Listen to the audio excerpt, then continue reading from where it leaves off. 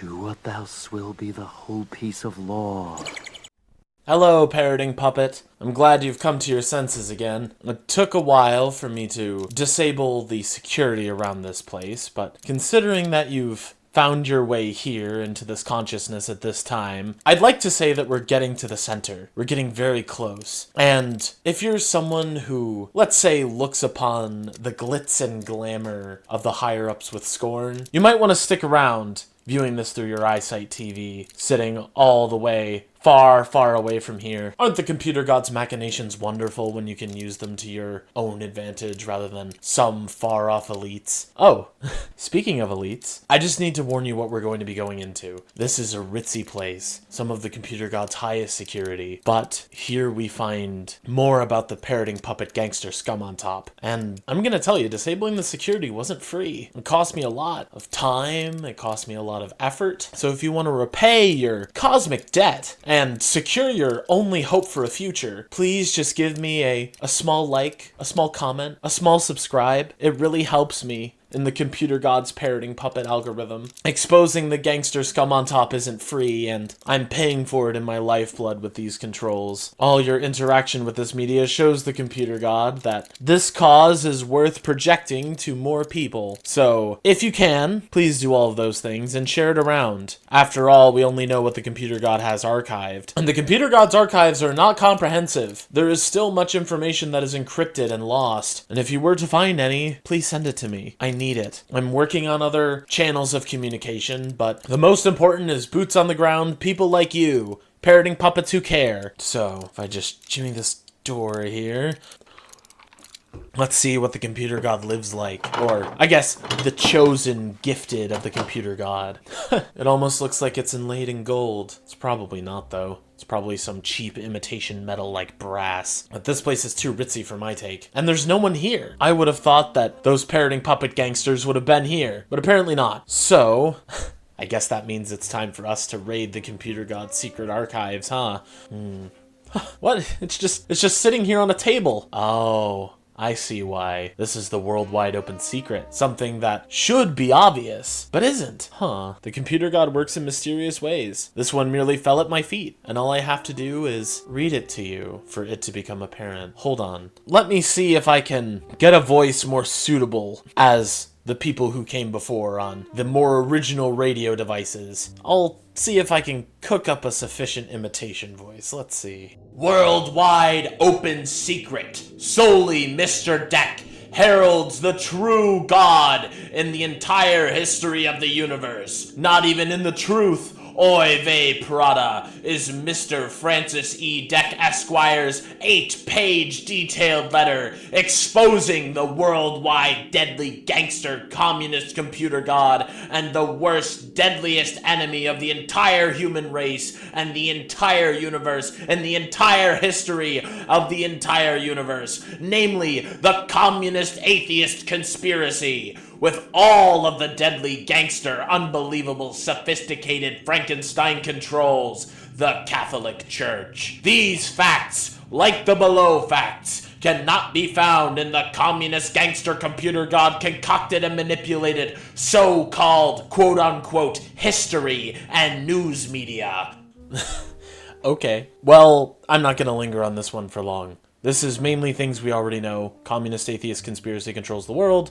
Catholic Church is involved. But something that I really do want to focus on that I feel would otherwise be glossed over is he kind of predicts the fake news thing, right? He says, you'll find none of this in the concocted and manipulated so-called history and news media. He's kind of taking aim at the revisionist historians. He's taking aim at the concept of fake news, right? Because Francis E Dec's world, he lives in a world that is fake and constructed. If you don't have context, I'm gonna put the link to the playlist. You can find all of the previous context, because I'm not going to explain it all every time. If you're here, you are either willfully ignorant, Parroting Puppet Gangster Slave, or you are caught up to date and you understand what these terms mean.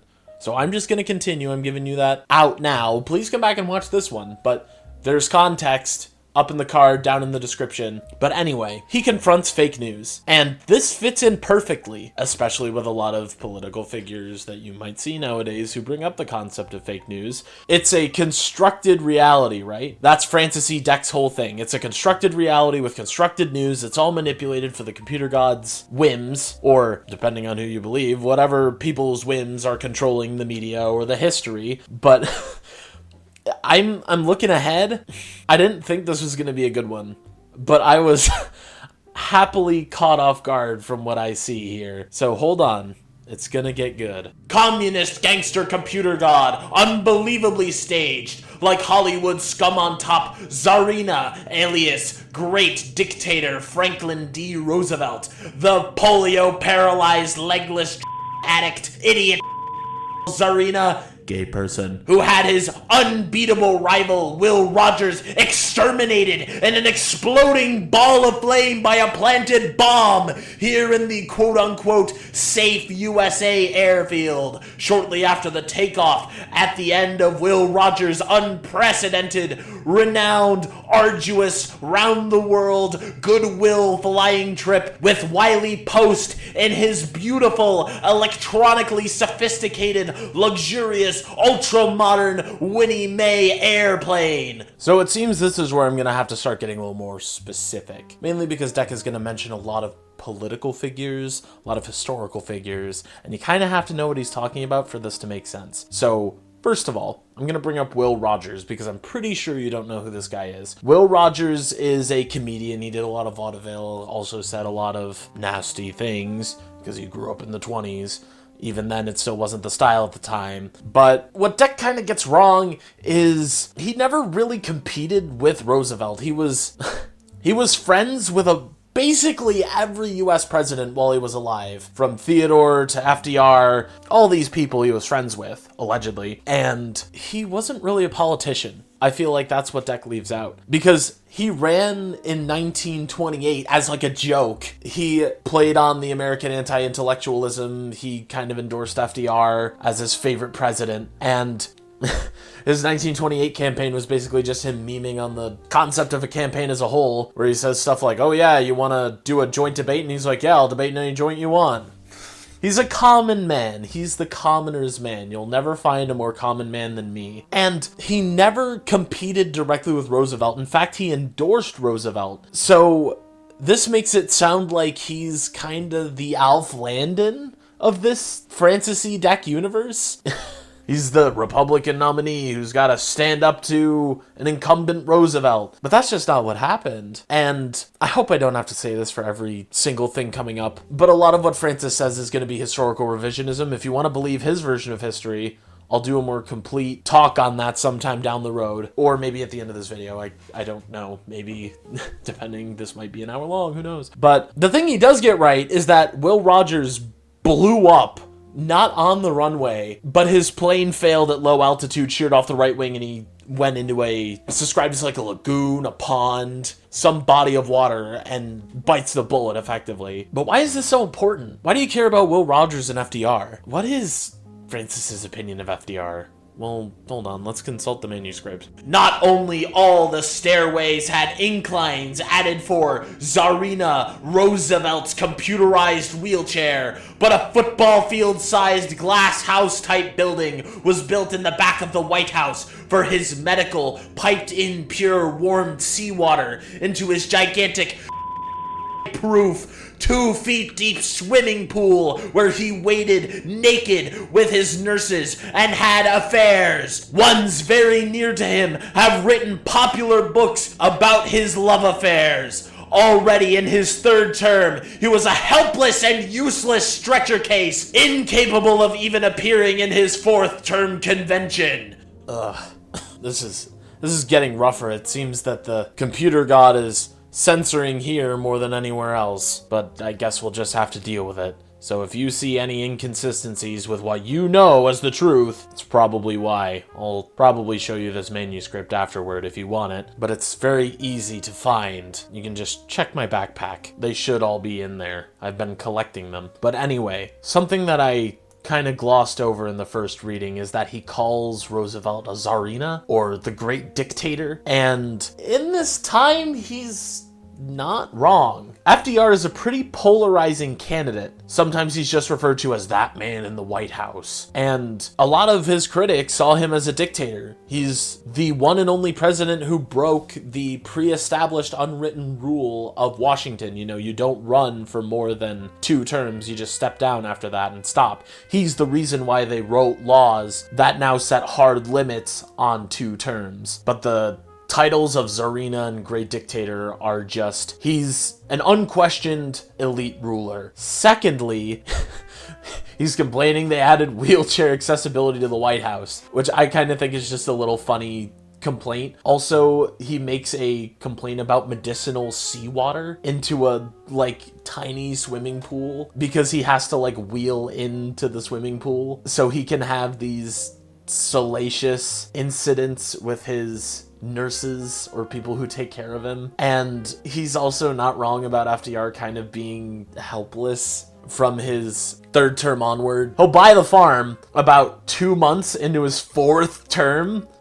So needless to say, if we have a scale of FDR was what was needed to solve the Great Depression, and he was an absolutely perfect guy with no flaws, and FDR was just a softcore to hardcore communist that ruined America and made everything worse and warped America completely for evil gains, I think Francis E Dec is firmly on that side of the spectrum. If not, at the very, very terminus, a little closer to the FDR was what he needed. Because he doesn't make any, jabs at him for not solving the Great Depression. He doesn't say, FDR sold out the country to these communists, and all these Americans are living slaves. It's mainly just him being a dictator and overstaying his welcome. So maybe Francis E Dec had some admiration for FDR, if only unconsciously. But we're not done with the Roosevelts, it seems. Let's keep going, because we're going to talk about every kid's favorite president. Let's see. This one-world communist who married his immediate cousin Eleanor Roosevelt liked his runted, sickly, pock-faced grandfather, propagandized as a hunter and a sportsman, Teddy Roosevelt, here from Oyster Bay, Long Island. The Roosevelt family, another computer god top-secret camouflage for gifted Ethiopians. As a big-time kid, gangster politician, computer god even raised his age for quote-unquote historical purposes. Teddy Roosevelt was paid off with the vice president do absolutely nothing farce position title.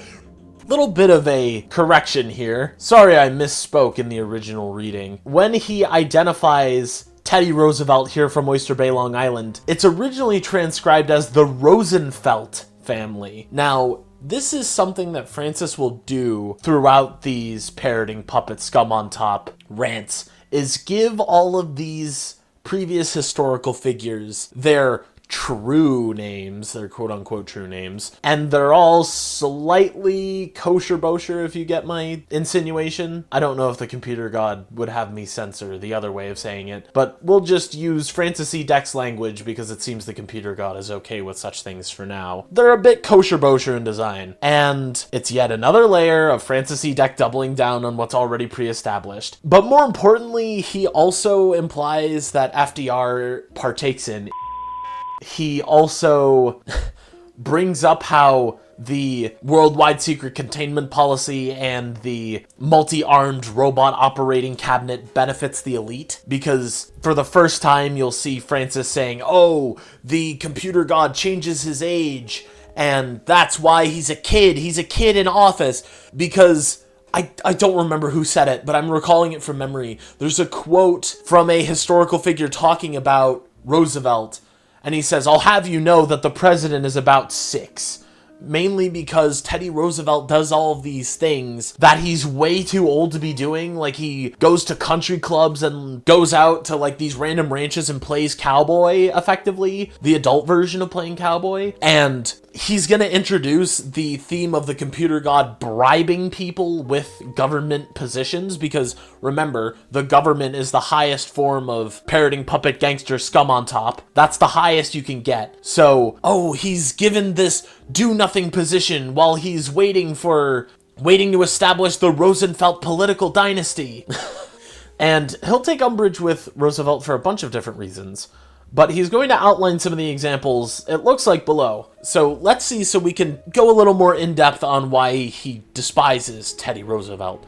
Repeatedly, vice presidents have successfully waited and lurked to eliminate El Presidente. Oy vey, below are a few examples. So the kiddish gangster Teddy Roosevelt lured Midwestern Dolt McKinley into New York for extermination, like the lowly guttermouth Big L.B. Johnson lured Playboy sodomist in the mafia Jack Kennedy into his hometown Dallas. Wide open people say it was the three brothers, Sam, Milton, and Lyman Jacobson, who, with the judges, feloniously swindled the governor of Texas out of the U.S. senatorial election, shortly before Lyman was fixed as the compromise quote-unquote choice for Jack Kennedy's vice presidential nominee.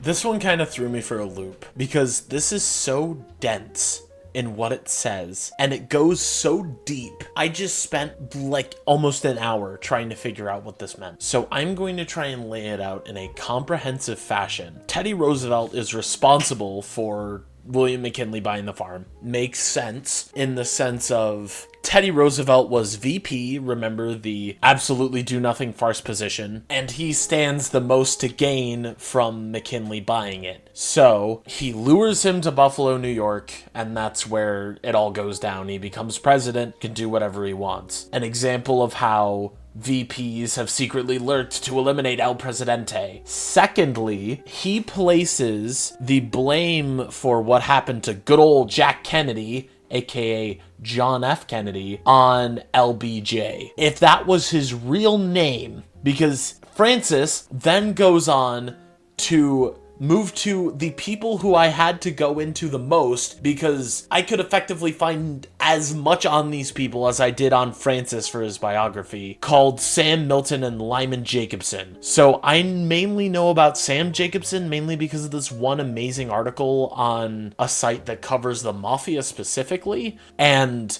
Sam Jacobson was really tied into the mayor of New York at the time and ran the kosher-bosher mafia. Something that doesn't really exist anymore, but certainly the mafia has associates. And he then goes on to say Lyman Jacobson bullied the governor of Texas out of being JFK's VP nominee, and instead, for Lyman's work with the computer god, was fixed to be JFK's VP. So something you need to understand for this rant to make sense is that Lyman Jacobson, a member of the New York kosher-bosher mafia at the time, was then changed to Lyndon B. Johnson. And that's when it clicked. It made so much sense because it looks like as we go further on, he takes umbrage with Lyndon B. Johnson too. So if he's some kind of kosher-bosher gangster working under Sam Jacobson, that opens up,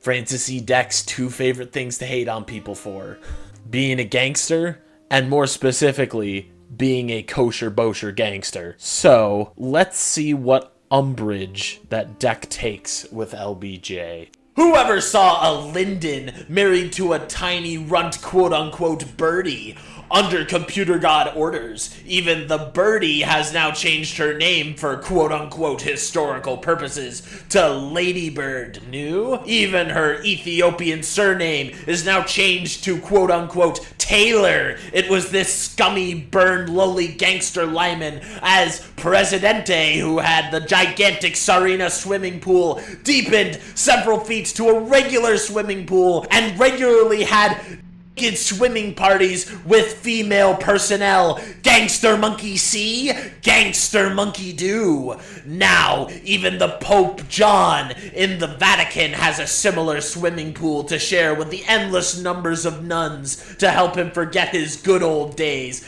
as a married man in the bed with high holy communion sodomy. Did not that world-renowned, untouchable felon gangster Tricky Dick Nixon, whose daughter Tricia is married to Davy Eisenschenker Jr., knew? Nixon was the sure loser to the gay kid Bobby Kennedy until he was lured into the very distant Tricky's hometown of Los Angeles. Did not gangster Tricky Dick Nixon do more than feloniously watch Eyesight Television of Bobby Kennedy's extermination? Once again, super dense. Going to try and break it down as best as I understand it. Lyndon B. Johnson's wife, aka Lady Bird Taylor, is one of these gifted slaves that Francis E Dec talks about, and has her name changed for historical purposes. Historical meaning continuity purposes. Mainly saying that, oh, Lyndon B. Johnson wasn't originally married, but all the history says he was, so now you have to change your name and, act with this gangster that has supplanted his position in the history books, so you have to change your name to fit with that. And he then brings up the swimming pool. I don't know what his fixation on these swimming pools is. It's this, remember, it's Roosevelt's 2-foot deep seawater swimming pool, then deepens it, remodels it, has all of these debaucherous affairs, gangster monkey see, gangster monkey do. And he then says that Pope John has this same swimming pool where he does these same debaucherous activities, and also Richard Nixon and David Eisenhower, who we're going to talk about later, is responsible for Bobby Kennedy's buying the farm. I covered that, not even knowing that this was a part of it. I kind of just did that. It makes me so happy to see that my minorly covered topics are crossing over into just something that I know a lot about. He's saying that Richard Nixon and, I guess, Teddy Roosevelt have this secret power in their hometowns because they know everything and they know everyone and there's connections everywhere. And when they're lured into that hometown, it's like their lair. You're luring them into their lair so you can have them buy the farm, their extermination. You can watch their extermination live on your Eyesight Television and laugh. And in a way, it's kind of like politics, right? It's this power struggle that no one sees. It's this shadowy, warped view that only the elites can see, and the commoners will learn about in the history books after it's already been fixed and doctored for their poor plebeian eyes. And I don't want to say he's right, but he's not wrong. He's got the general feel right. He's got the general feel, and he's only going to continue with this. So let's see how it goes, because it looks like he's going to mention Abe Lincoln next. Let's see if any U.S. presidents can make it out of this unscathed. Abe Lincoln, parentheses, computer god alias for Abe Lynn Cohn, end parentheses, law partner was Stanton Abe, and the gangster courts feloniously conspired fabricated patent infringements to swindle thousands of dollars from C. McCormick Reaper Machinery Company. As president, Abe made Stanton a cabinet member in order to automatically become president. Stanton concocted a grandiose murder scheme to murder not only Lincoln, but also the Vice President and Secretary of State. Secretly, Vice President Johnson overseered it. Lincoln was and Secretary of State Seward was very seriously injured. Automatic President Harry Schimmelman Truman, in terror, gave political concessions to Congress to enact abolishment of the automatic succession to president by cabinet members. For cheap, conspired, felonious, party-fixed gangster Nixon gave presidency to dolt felon Jerry Ford, another computer god alias, for the wide-open, lifelong felon, bribe extortionist, forgerer, and check launderer Jerry Ford. It's just so crazy. He goes to bat for the most random people. Who in the modern day knows about C. McCormick Reaper Machinery Company? Honestly, who's going to tell me that they were shafted by history? Once again, he will give Abe Lincoln his true kosher-bosher name and talk about this person who is a minor political figure at best, or just completely unknown at worst. Abe Stanton, also known as Edwin Stanton, a successful lawyer and judge, and I didn't even know what this was until Francis brought it up.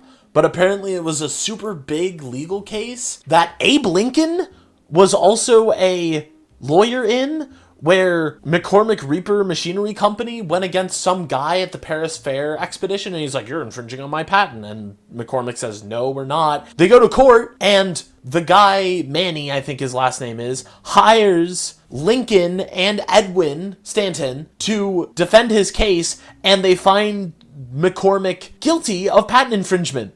And they make them pay like an exorbitant amount of money. It's like $400,000 in like 1860 money. And they have to like close and reopen and like start producing something different. And also a bunch of his children are going to go on to marry Rockefellers, which, Anyway, he then goes on to talk about Truman. He gives his true kosher-bosher name. He also goes into some really super weird territory that also only Francis E Dec cares about. Remember how he says something along the lines of, oh, we got to establish cabinet members don't gain priority anymore. It's because of Truman's ratification of the Presidential Succession Act. Now, this is a modification of an act made in 1886, and Truman modifies it so that it bypasses cabinet members and has the line of succession we know today. If the president buys the farm, it goes to the vice president. If the vice president is not capable, it goes to Speaker of the House and then the Senate and so on. And Francis E. Dec just fixates on this. It's such a weird hill to die on. That is quintessential Francis E. Dec. Picking the weirdest things that nobody knows about and saying, these are what I am going to fight over for the rest of my life. But anyway, he then says Nixon gave, quote unquote, the presidency to Jerry Ford because of the whole Watergate thing into Agnew getting caught for tax evasion. It goes to Jerry Ford, and he kind of blames this on Truman because he hates Gerald Ford. He throws all of these horrible pejoratives on him, and Jack Launderer, the one in all caps, is the one that he labels Jerry Ford as. And he says, oh yeah, without Truman this wouldn't have been possible, and, tricky Dick Nixon gave the presidency to Gerald Ford, who's an even worse person than Richard Nixon. Even though if you believe the classical version of history, Jerry Ford wasn't that bad. He was kind of just the, I can't wait to get on to the next president type guy. So what does he have to say about, actual people that people may care about? Like, I'm not saying no one cares about Jerry Ford, but I'm not seeing any thirst trap or fan cams of Jerry Ford. Well, I don't see any about Eisenhower either, but let's see what Dec has to say about Eisenhower, and it looks like a doozy. David Eisensheimer, or Eisenschenker, another runted, bare-feckled, semi-literate, cowardly yokel kid. Also, Jimmy Carter, who shared beds of the military academy with black people under secret computer god orders upon graduation. CIA changed even his family gravestones. Camp David in Maryland was named after him, for him, and by him, including the division of SS, quote-unquote, Secret Service, troops who even tended his Playboy giant golf course. Here, Davy Eisenschenker hid in cowardly terror as he watched World War II on his Eyesight TV. His historical name, Dwight Eisenhower. As president for months, he was dying in a coma, useless and helpless. Oy vey. Computer God censorship really got to me on that one. But he has the same complaints about Eisensheimer. I'm just going to call him Eisenhower. He has the same complaints about Eisenhower that he does about Jimmy Carter. He's a yokel. He doesn't know anything. He's only semi-literate. And he also indulged, quote unquote, in the military academy with salacious activities under secret computer god orders. And he is so deep in the conspiracy that the computer god feels the need to edit all of his gravestones to conform with his new computer god name, aka Dwight Eisenhower. And also gives like the weird, you're responsible for the Camp David Accords and the reason why we have all these stupid names that are connected to certain groups of people in the United States, a pure, untainted land, quote unquote, super big quotes, is because of you, Eisenhower. And, subtle jab about abbreviating the Secret Service that tend to his massive golf course, and he wasn't even part of the war. He just watched World War II happen on TV while he was playing golf and doing all these debaucherous activities, and he wasn't even president because he was just, another FDR being useless in office while the computer god was running everything, and he's just a puppet. He's not actually real. He's just one of these computer god parroting puppet gangster slaves, Scum on top, who doesn't really do anything. He's just useless and helpless while the computer god runs everything, and you guys are falling for it. How are you guys so stupid? In a way, this is what made me start to love this rant as a whole. Because it's just this over and over again. Because he takes a bunch of shots, and it's so consistent. It's never that he backtracks or has to redefine things. It's so unbelievably consistent. And if you squint at it from 100 miles away, you could maybe discern like 2 or 3 identifiable factors that can apply to the modern day from that far away. But if you ever walk up to it, it's just something so patently ridiculous that you could never believe it. I love it. It's so patently insane. As long as you don't poke it, it's amazing. So it seems it starts to get more personal. Let's see what he has to say. Sneak, shameless, hangman, rope, gangster government leaders into Frankenstein, living death, eternal slavery. I now go to death for your lowest deadly felony crimes against me, Frankenstein earphone radio parroting puppet gangster slave. Do not to repeat any part of this truthful message, for like Mr. Francis E Dec, Esquire, you too are expendable, and you too can be beaten bloodily by the gangster police and dragged in chains into a windowless telephone booth type prison cell and put in maximum security insanity prison for undetectable extermination, and by the lowest gangsterism, namely the law, character assassinated for life, and insane criminal menace into this worst gangster communism. Now that your besweatled, terrified, trembling delirium has subsided, have your computer god subdivision play out my letter, and you reread my letter for your only hope for a future, Francis E Dec, Esquire, 29 Maple Avenue, Hempstead, New York. But at least we get a time frame. This is after he is prescribed his time in a mental institution. And hello, gangster police. I'm sorry for reading this letter. I did not realize I was expendable, but I do realize that I can be dragged in chains to a windowless telephone booth type prison cell and put into maximum security insanity prison for undetectable extermination. I do realize that that is something that could happen to me.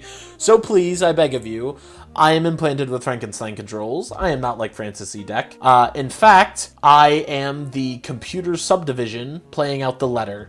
So, by that technicality, I would like to excuse myself to read the rest of the letter and give my final thoughts. I, like you, gangster police, am a willing servant of the computer god. Please do not question me on such things. I will have to repeat myself over and over again as I parrot the same old lines. Now, let me resume reading the rest of this letter.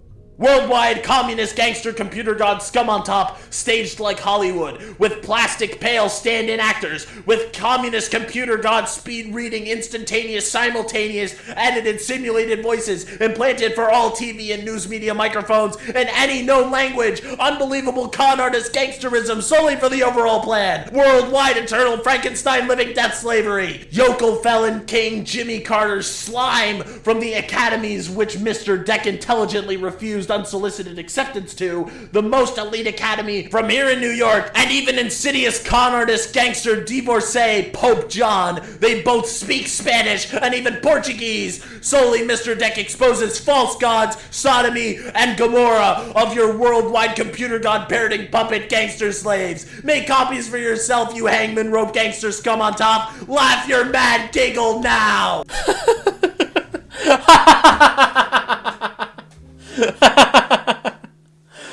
Oh, I will laugh my mad giggle, Francis E Dec. Not because I am complicit in computer god schemes, but just because of how right you turned out to be. Think about it. Everything is staged nowadays.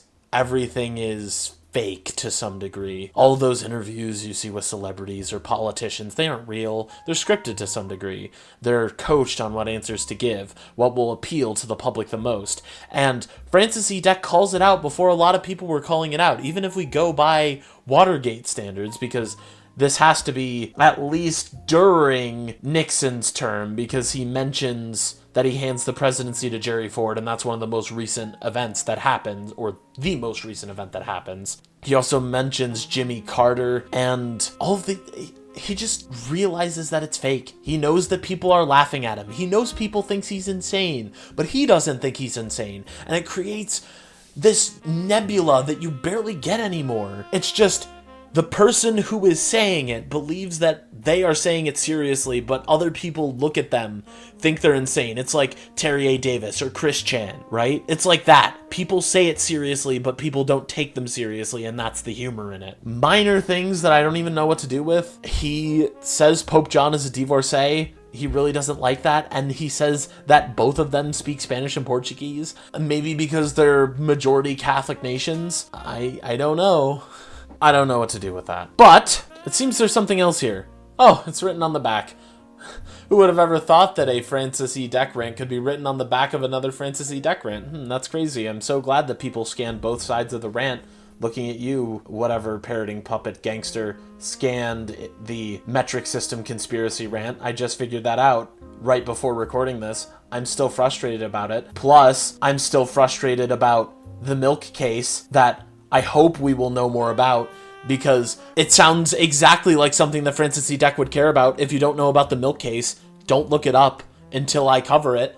Or do, because that's one of the pieces of lost media that I'm most frustrated about. If you don't mind me ranting for a second, parroting puppet, it is exactly what I feel Francis E Dec would write about. We know he did a rant on the pasteurized milk conspiracy. I feel that's exactly what he's writing about, because he writes about Nixon and other things, and there's also a lot of indicators that that would be something that he cares about because it's a government thing. I'm so frustrated. I work in the milk industry. I want to know what he has to say about it. It's so frustrating. I need to reach out to more people. I need to spread my message. People need to preserve this before it's gone. So let me preserve this. This is about something that only people who are over 60 years old might know, because I brought this up to my coworker, and he said something that made me feel so seen, because I said, oh, how do you feel about Chappaquiddick? And he said, oh, it ruined Ted Kennedy. And I felt so heard. So, if you don't know about Chappaquiddick, stay tuned. Francis E Dec is going to teach us all about it. On the back end of the World Wide Open Secret, we find something called the Ted Kennedy letter. I thought my Frankenstein controls wouldn't feed me anything else on the Kennedys, but it seems I was wrong, especially with Bobby Kennedy mentioned on the previous side. Let's see what Francis has to say about Chappaquiddick and Ted Kennedy. Oh, and if you don't know about Chappaquiddick, I will tell you the official version, or the Computer God sanctioned version if you want to go that way, as Francis E Dec tells you the truth. So stay tuned as we read the Ted Kennedy letter. All of the gangsters scum on top can rewatch the Frankenstein Eyesight television playback of the beach party essay and murder of his tiny blonde secretary Joanne Kopkany by the last of the Kennedy sodomist playboys, young Teddy Kennedy, U.S. Senator from Massachusetts, and even the throwing of her dead body into his 88 Oldsmobile automatic hydromatic transmission auto and forcing down the gas pedal with a quote-unquote portable radio while the audio was parked on the tiny flat wharf-like wooden bridge with absolutely no side railings, deserted very late at night. Then the automatic gear shift of the automobile was pushed into the drive position, though the open window, thereby automatically driving the automobile with Joanne Kopkany's murdered dead body inside the automobile off the tiny bridge into the shallow water. This is an old repeat, easily proven electric chair wide open cover-up for the sodomy essay murder of Joanne Kopkany by the last of the Kennedy sodomist playboys, Big Ted Kennedy. So, let me explain the official version of Chappaquiddick so we can build around it. Ted Kennedy, late at night, around 11:15, officially what Ted Kennedy says, was driving on a road and turned off onto a dirt road, drove off a wooden bridge into a lake, specifically Chappaquiddick Lake. While his car sank, he opens the door, swims out to shore, and calls for Kopkany 7 or 8 times, tries to dive into the water to save her, can't find her. So he then goes home, falls asleep. Well, he goes to his hotel, he doesn't go home, and goes to sleep, wakes up, and continues like nothing happened until people talk to him about it, at which point he then has to go through the entire legal trial. And just to throw in some things that it's honestly a whole nother situation. Every Kennedy seems to have their thing, and this is Ted Kennedy's, because this woman is not his wife. His wife is actually giving birth to a child. At this time, he's just fraternizing with secretaries, as a lot of Kennedys do, and her injuries are more consistent with suffocation. She doesn't have water in her lungs when they find her. It's very murky. I'd look into it more, but if you think that Ted Kennedy didn't get his just desserts, maybe he was robbed of the presidency, as this fake VW ad says. By the way, they got sued for that. It was a ton of money settled out of court, I bet. But Francis E Dec says that this is just a setup. Ted Kennedy set it up. This is a computer god show, quote unquote, that a bunch of people are tuning into, this violation as a bonus party. And it's just, he says it, tale as old as time, easily proven cover up for what he knows happened. So let's see how Francis claims it versus the quote unquote official story. The murderer, Teddy Kennedy, falsely claims he was driving and drove the car off a bridge. Extenuating circumstances. Playboy sodomist Teddy Kennedy was a married man, and his wife was in the hospital giving birth to another one of his brood. The local radio stations explained that therefore Teddy Kennedy needed bachelor's love in his loneliness, dated Joanne Kopkany. Are you sufficiently stratified, scum on top, to gleefully watch Frankenstein Eyesight television playback of the Joanne Kopkany sodomy, essay, and murder by the big Ted Kennedy, including the nearby crowds of people at the scene the following day, screaming that Ted Kennedy was the, essay, sodomist murderer of his secretary Joanne Kopkany? Every district attorney covers up even the worst hangman wrote felony crimes for all of the untouchable gangster playboy scum on top. Each district attorney is so secretly anointed by his communist gangster computer god. Surprisingly, Francis E Dec, he plays it pretty straight for how the alternative version of events goes. He mainly says that Ted Kennedy is having this affair while his wife is giving birth to another person, and a lot of people say, oh, it's understandable, he's a Kennedy, he needs to be satisfied, while his wife is giving birth to his child because, you know, she's unavailable. And then points at the parroting puppet gangster scum on top saying, oh, are you satisfied to watch this on your Eyesight TVs? While these people scream and yell at him about how he actually, you know, essayed this woman. I think that's the only part that Francis E Dec gets quote unquote wrong, if you're going with the official version of the story. It's the fact that it's not claimed anywhere that Ted Kennedy ever performed any of the acts that Francis is accusing him of. They mainly want to talk about, you know, the facts of the case, and there's no evidence of what Francis claims or labels Ted Kennedy as. But he also takes aim at the district attorneys, which he will abbreviate, and I will not lengthen until I do. But he says that district attorneys are just cover-up machines, effectively. All of them are anointed by the computer god. They don't even know the law, and they're all slaves to the untouchable gangster playboy scum on top. They're effectively the little cover-up minions that go in. They're the fixers, effectively. So let's see how he further condemns the district attorney and these fixer tactics.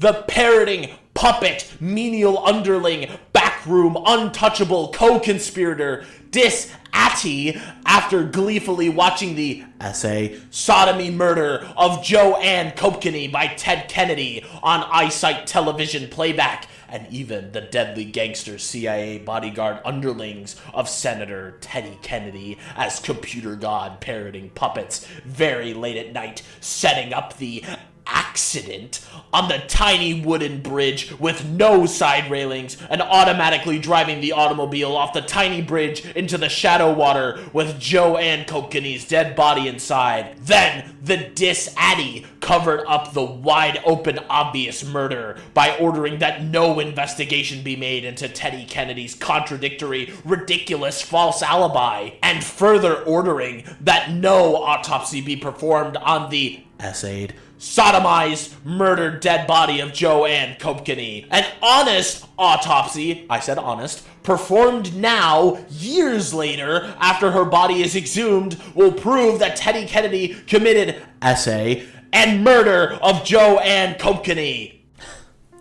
First off, he says, yes, the district attorney indulged in all of these things and benefited, quote-unquote, from them while watching them on his Eyesight TV, and he had all of these CIA bodyguard underlings that Teddy Kennedy had set up this accident on this tiny wooden bridge with no guardrails, which we can actually kind of use to pinpoint when this was, if you really do want to try and pinpoint this, because there were guardrails set up on the bridge afterwards. So there is a period of time when there were no guardrails, but also he's going on to say these things like, oh yes, it's years after this happened and I'm still upset about it.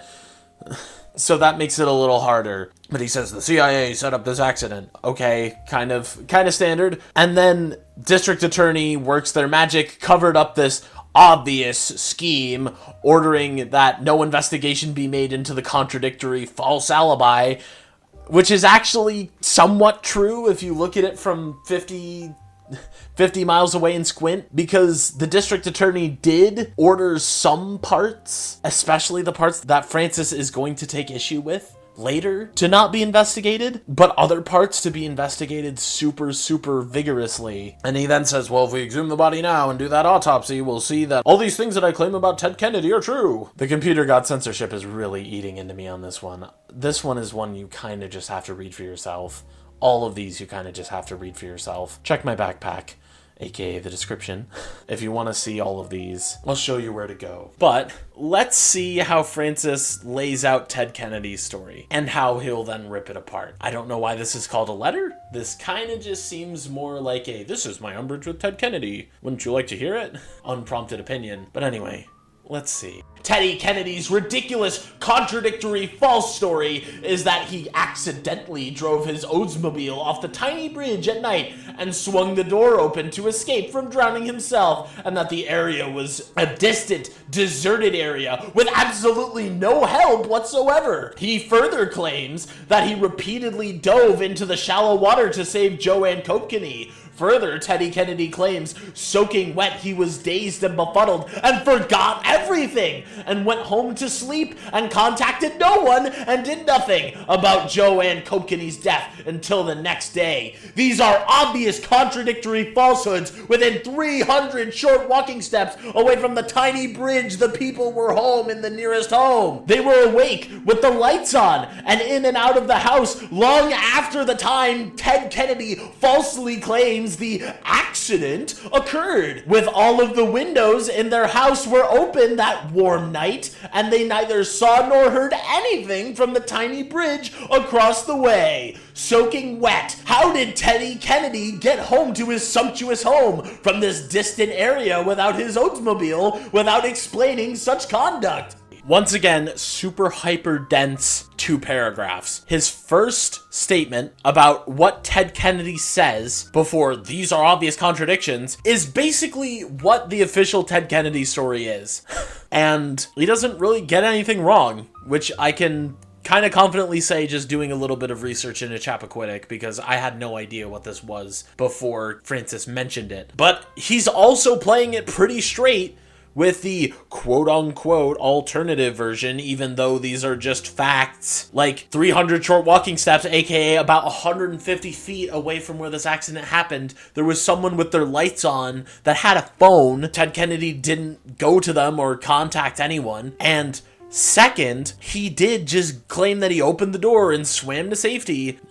And also there's that small thing, mainly because Francis E Dec insinuates that there is a time discrepancy, which is true, because there's a deputy sheriff that spotted what is kind of consistent with Ted Kennedy. He makes some vague license plate description and accurately identifies the car and who was in the car. And there's like an hour of unaccounted for time if you believe that who this deputy sheriff saw was Kennedy, which Francis E Dec insinuates in very shorter terms. And also, how did Ted Kennedy get home? Great question, because he was staying at a hotel and he was super far away from where he was supposed to be. So let's see how Francis E Dec wants to address kind of what he's given fairly and is generally accepted to be true. Let's see what Francis E Dec's official narrative is. All top government scum like Senator Kennedy are protected by constant telephone recording services. After coming home, Teddy Kennedy was not dazed or befuddled. He did nothing, and went directly to sleep, contacting no one till the next day.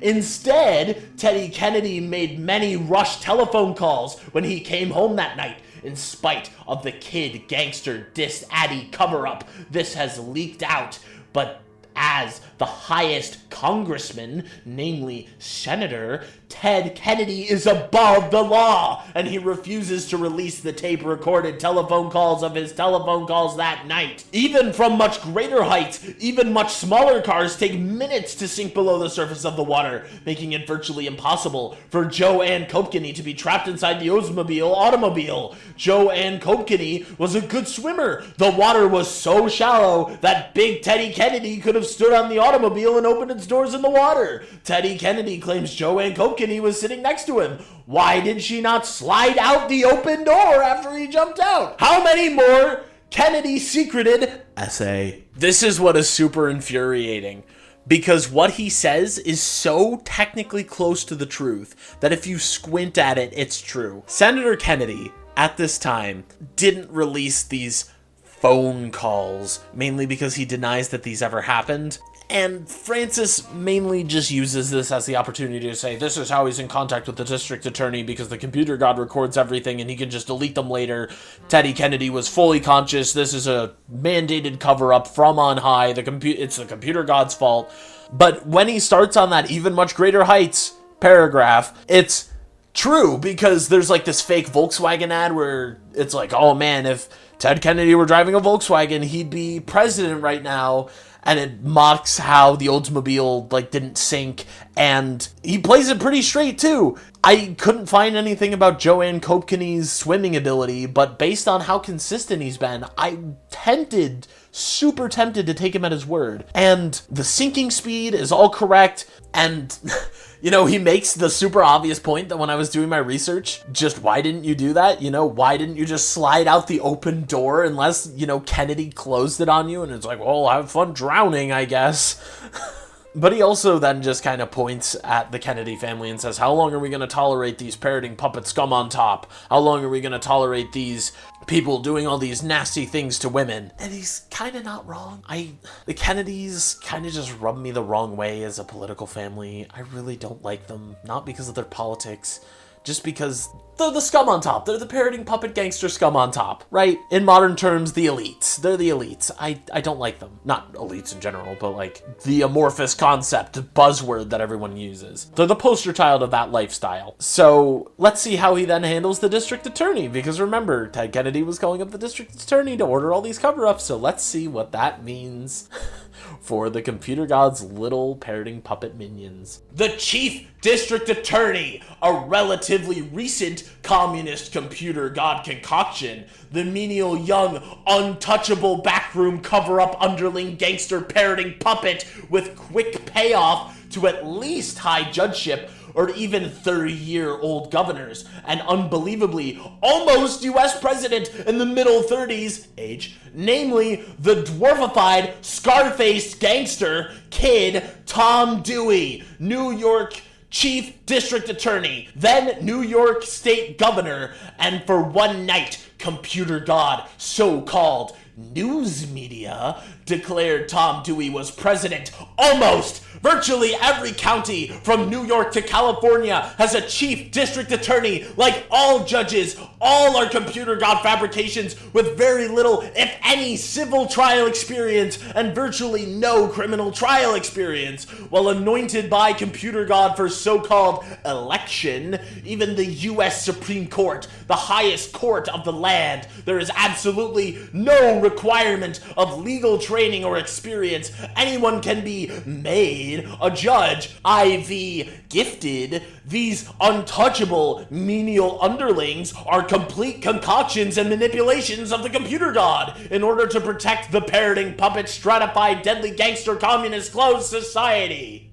Man, he mainly takes aim at Tom Dewey, and if you look at Tom Dewey, it's not hard to see why. Mainly because he was a district attorney, super successful, actually cracked down on the mafia, surprisingly, if you would believe Francis E Dec's, oh, he's this parroting puppet gangster even though he's fighting gangsters, and he's so popular, he's so mega popular that he's gonna be declared president. He's maintaining his grip on society because he's this super popular governor that never leaves, like the Cuomo dynasty or whatever.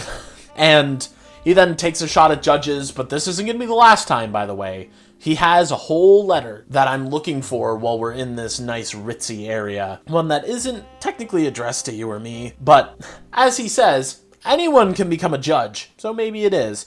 But he mainly addresses something that we would call today rule by judiciary. I know it's become a more politicized term as of recent, mainly because with the most recent administration, you see, I'm going to do this, and then a judge says, no, you can't do that, and then they fight it out for 12 years until someone figures it out that they can or cannot do that, and in the meantime, it just happens anyway. So, once again, I vibrate with intensity that Francis E Dec could even be somewhat anywhere close to right, mainly just because he's technically correct, because the Supreme Court has to be approved by the Senate, and technically it could be anyone. They just have those interviews because it's like a job interview, but it technically could be anyone. It's like cabinet members. Cabinet members could be anyone, and all of these it could be anyone's in the United States government are making Francis E Dec worried and paranoid because he's just like, anyone could be. This is why the computer god is planting people inside the U.S. government. It's so easy to make this stratified closed society and grip it down so nothing ever changes with the judges and all these people that I've planted in positions of power. The computer god communist closed society will never fall. But let's go to the postscript. And then, since it looks like there's nothing else here, let's take advantage of this time that the computer god allows us to go and see what I might be looking for. See if I can find it before everyone shows back up to this place. It's kind of ominous. But anyway, let's read the postscript, and then I'll give a postscript. So let's see what this has to say. P.S. Throughout this county, no untouchable hangman rope gangster judge, and not even any lowly kid gangster district attorney has ever gone to prison. Not even the prune-face, befreckled, gutter-mouthed gangster kid, Brendan Byrne, now governor of New Jersey in his young 30s. Instead, his partner accepted a farce plea of guilty from a backroom gangster judge. Or like Low Louis Lekovitz, Chief Attorney General of the New York State. The gangster, bribe, extortionist, instead of this assent cops, a farce guilty plea from one backroom gangster judge. Or even here in Nassau County, the richest county in the country, Kid Gangster Menace, the young Dennis Dillon, district attorney, and his staff of the first degree sodomy Gomorrah peddling addict parties of radio and TV renown, but no felony indictments by the district attorney's highly paid rubber stamp stooges, the secret backroom 23 grand jurors with absolutely no legal education or training. Make copies for yourself. In this postscript, he mainly slings a lot of judges under the bus, or at least district attorneys. Brendan Byrne couldn't find anything that really linked him to being dirty. Oh man, he became governor in his 30s, he's so successful, wow. I feel like Francis E Dec's main issue is that these people are too successful. They're too successful at a young age. I feel that's kind of where he's coming from. I feel like this is written in the period where he doesn't want to feel that inevitability of gradualness. He feels, I don't know how to describe it. Maybe jealousy. I'm just not there age-wise. I don't know how to describe it. Louis Lekovitz, also relatively clean. I don't know how one of his assets cops a farce guilty plea from a backroom gangster judge. Or Dennis Dillon, he's also this, like, I'd say he's the shadiest of them all, honestly, but not even that bad. It's just, oh man, he's this terrible person. And there were no felony indictments by these people who have no legal training. It's completely broken. The system's completely broken. Change it. This kind of brought me a different view on Dec's writings. Mainly that he knows what he's talking about, but he doesn't know how to explain it. It's where his worldview kind of becomes warped, is in that connecting portion. He knows what he's talking about. He doesn't get a lot of the details wrong. It's just how he explains it is inherently a different world from the one we live in. And that's what makes him so interesting. That's why I'm going to be frustrated, or I am currently frustrated, that what we find is most likely not even 20% of what he wrote. These were just mailed across the country in the 80s, way before you or I don't know how old you are, but I know I was even able to find or receive or take interest in these things. And he had already bought the farm 10 years before I was even born. I'm very frustrated that I only find out about these people after it is far too long afterwards. Even in the early 2000s, people were discussing these on forums that have been lost to time. The Francis E Dec fan club that Bento and Starchkey hosted is now gone. Lost to time, only the computer god knows how long ago. And it's frustrating. If you know anyone who can help me on my search for more Francis E Dec material, please share this video, or please share the last one, The Lost Media That Only Continues to Decay. Cards right up there. But let's keep searching. Let's try and preserve what we can, and as far as I know, I'm Francis E Dec's only hope for a future. Let's keep going in this Parroting Puppet Gangster Scum on Top club. Maybe we'll even find some of those legendary debaucherous things that Francis E Dec talked about here. Let's hope not. I don't think I could record such things. Inside, then the Oh wait, when he says Dis-Addy, he means District Attorney. I think I'll just keep it as Dis-Addy. The most elite academy from here in New York, and even insidious con artist, gangster, divorcee, Papa John.